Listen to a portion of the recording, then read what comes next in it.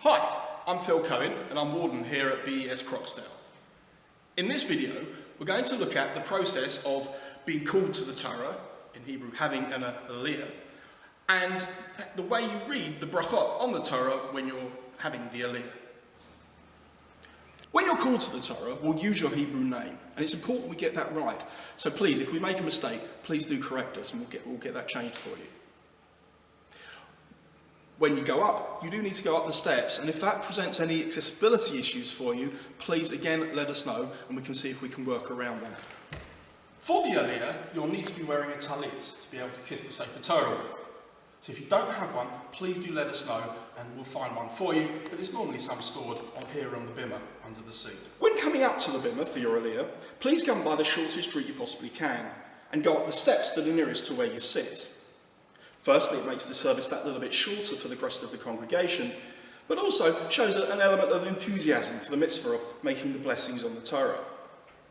Likewise, at the end of the Aliyah, when you're coming down from the bimah, go by the steps that are furthest away from where you sit. Show that little bit of reluctance for moving away from the bimah and from the Torah. Before you say your brachot, you'll be shown at the beginning of your portion, your Aliyah, by the person reading from the Torah, the Baal Koreh. He'll point to the beginning of the paragraph that you're going to be called up for with his yad, and you need to then kiss that the beginning of that portion with the strings of your talit. The brachot can be found in the green sack siddur on page 412 and in the brown art scroll siddur on page 440. I draw your attention to the green sack siddur, which on the opposite page, on 413, has a transliteration and a translation of the brachot. You start by making a general declaration to bring the congregation to attention. Baruch hu et Adonai ha'mavorach, to which they respond, Baruch Adonai ha'mavorach le'olam va'ed. And you reply with the same verse, Baruch Adonai ha'mavorach le'olam va'ed. You then continue with the main bracha.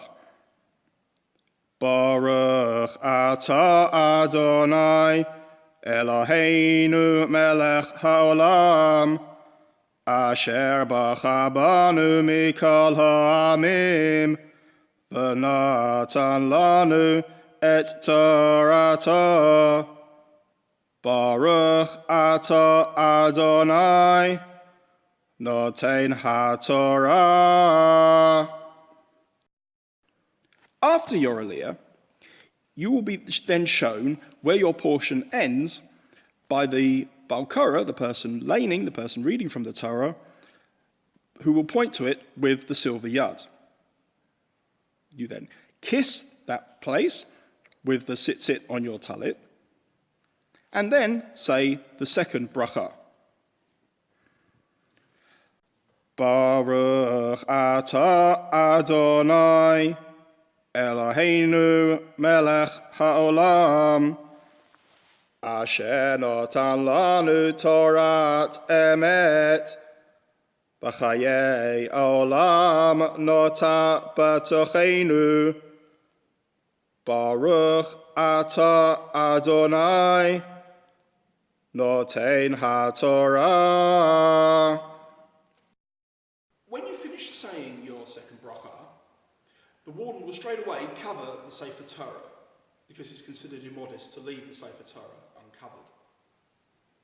They will then call up the person for the following Aliyah, unless of course you're the last Aliyah, in which case there'll be a Kaddish. They will then say a Mishaberach, a prayer for your well-being. And after that, you move round the Baal Koreh to the left-hand side of the bimah and stand there whilst they have their Aliyah. This again shows a sense of reluctance to leave the bimah straight after you've done the mitzvah of saying the brachot on the Torah.